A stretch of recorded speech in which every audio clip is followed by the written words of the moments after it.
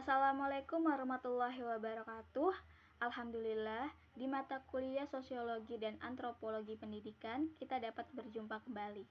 Sebelumnya, kepada Bu Maria selaku dosen pengampu mata kuliah, izinkan kami kelompok 11 yang terdiri dari Dwi Ainur Faizah, Dava Adin Briliansah, dan Nurul Faroh untuk mempresentasikan hasil diskusi kami terkait lingkungan pembelajaran yang efektif.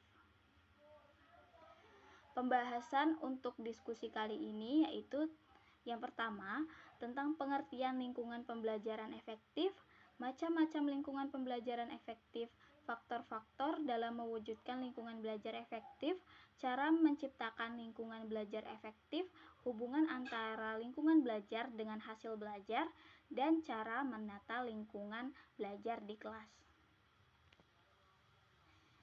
Yang pertama, sebelum kita mengetahui lingkungan belajar efektif lebih lanjut, kita perlu mengetahui pengertiannya terlebih dahulu.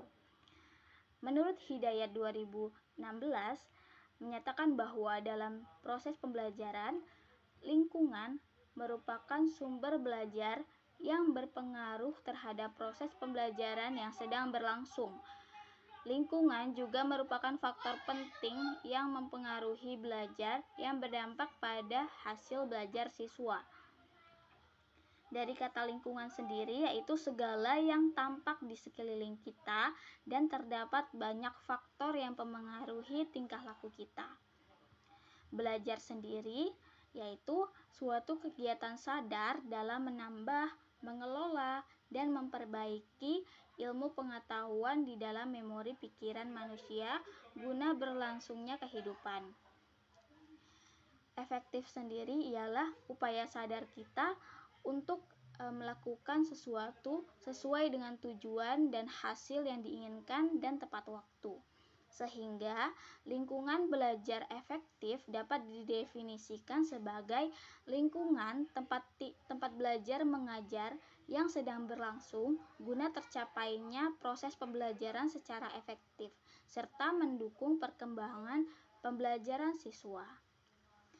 Lingkungan pembelajaran yang efektif apabila lingkungan tersebut bersifat multikultural di saat siswa belajar di suatu tempat lingkungan belajar tanpa menjadikan perbedaan suatu permasalahan.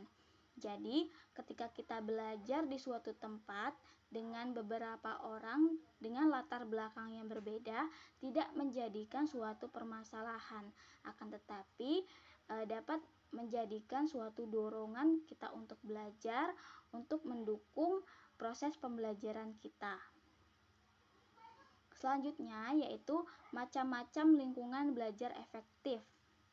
Menurut Febriansah 2015, lingkungan belajar yang mempengaruhi proses pembelajaran yaitu ada lingkungan sosial dan lingkungan non-sosial. Lingkungan sosial sendiri yaitu meliputi lingkungan sosial sekolah, lingkungan sosial peserta didik atau masyarakat, dan lingkungan keluarga. Nah, di sini lingkungan sosial sekolah itu menyangkut para guru, karyawan sekolah, dan teman sekolah. Nah, jika guru di sekolah atau karyawan sekolah memperlihatkan perilaku dan sikap yang baik, apalagi dalam proses pembelajaran, nah ini akan berdampak positif bagi belajar siswa. Begitu juga dengan lingkungan peserta didik atau masyarakat ketika siswa sedang berlangsung di masyarakat sekitar. Apakah lingkungan masyarakat itu baik atau tidak, itu akan berdampak pada belajar siswa. Karena siswa lebih banyak menghabiskan waktu di luar rumah daripada di rumah, sehingga lingkungan terhadap masyarakat itu sangat berpengaruh pada belajar siswa. Selanjutnya lingkungan keluarga. Nah, di sini lingkungan keluarga yaitu lingkungan yang sangat penting dalam proses belajar siswa. Karena keluarga itu adalah tempat belajar kita yang pertama dan paling utama.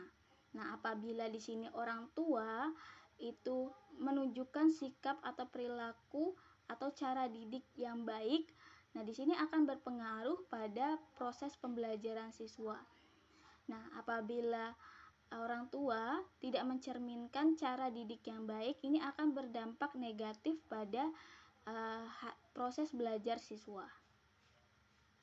Selanjutnya yaitu lingkungan non-sosial. Di sini lingkungan non-sosial itu menyangkut gedung sekolah dan letaknya, rumah tempat tinggal keluarga siswa dan letaknya, alat-alat belajar, sumber belajar, keadaan cuaca, pencahayaan, dan waktu belajar yang digunakan siswa. Jadi lingkungan non-sosial ini menyangkut kondisi ruangan sekolah, terus kondisi sekolah, kondisi rumah, dan ruang tempat belajar siswa. Nah, kalau lingkungan sekolah itu menyangkut sarana dan prasarana yang ada di sekolah maupun fasilitas-fasilitas yang disediakan oleh sekolah untuk mendukung proses pembelajaran siswa. Selanjutnya saya serahkan pada teman saya. Faktor-faktor dalam mewujudkan lingkungan belajar yang efektif. Pertama, tempat belajar. Yang kedua, alat-alat untuk belajar. Yang ketiga, waktu. Dan yang keempat, pergaulan. Tempat belajar. Pemilihan tempat belajar akan lebih baik apabila tempat tersebut tenang dan jauh dari keramaian, agar materi yang akan dipelajari dapat diterima dengan baik. Memiliki warna dinding yang tidak terlalu mencolok, agar tidak mengganggu perhatian siswa, serta memiliki suhu dan penerangan yang baik. 2. Alat-alat untuk belajar. Dalam proses pembelajaran diperlukan adanya peralatan dan perlengkapan yang memadai untuk menunjang kualitas pembelajaran. Semakin lengkap peralatan dan perlengkapan yang dibutuhkan, maka kegiatan pembelajaran dapat berjalan dengan maksimal. Yang ketiga, waktu. Dalam pelaksanaan kegiatan pembelajaran di sekolah sebaiknya dilakukan pada pagi hari, sebab pada waktu pagi hari otak dalam keadaan maksimal, sehingga dapat menyerap materi dengan baik. Namun masalah yang sering terjadi yaitu waktu yang sudah tidak dimanfaatkan dengan baik.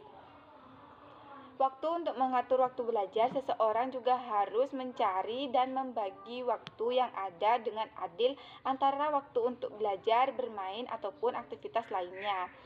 Yang keempat, pergaulan. Dalam hal ini, anak disarankan untuk memiliki pergaulan yang baik, karena hal tersebut dapat berdampak pada aktivitas belajar anak.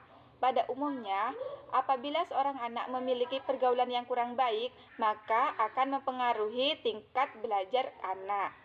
Sebaliknya, apabila memiliki pergaulan yang baik, maka ia akan termotivasi untuk meningkatkan kualitas belajarnya. Selanjutnya, cara menciptakan lingkungan belajar yang efektif. Lingkungan kelas berperan penting dalam menciptakan suasana pembelajaran yang efektif. Penciptaan lingkungan pembelajaran yang efektif menyangkut beberapa teknik yang dapat dipelajari dan diterapkan oleh guru. Dalam hal ini, untuk menciptakan lingkungan belajar yang efektif, diperlukan adanya peran guru dan pengelolaan kelas. Peran guru yang pertama yaitu melibatkan siswa secara aktif dalam kegiatan pembelajaran. Kedua, menarik minat siswa. Yang ketiga, memotivasi siswa. Yang keempat, memberikan perhatian kepada siswa. Yang kelima, menggunakan berbagai media dalam pembelajaran agar siswa berpartisipasi dalam kegiatan pembelajaran. Pengelolaan kelas. Yang pertama, penggunaan waktu yang tersedia untuk setiap pelajaran. Yang kedua, pengaturan ruangan kelas yang dapat memicu siswa untuk giat belajar.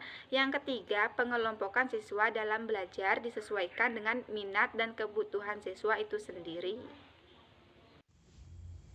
Baik, selanjutnya adalah hubungan antara lingkungan belajar dengan hasil belajar. Salah satu faktor yang mempengaruhi pendidikan di sekolah yaitu lingkungan. Lingkungan sekolah harus mengusahakan membentuk lingkungan yang nyaman karena dapat membantu konsentrasi siswa agar lebih baik, menurut Novianti 2019.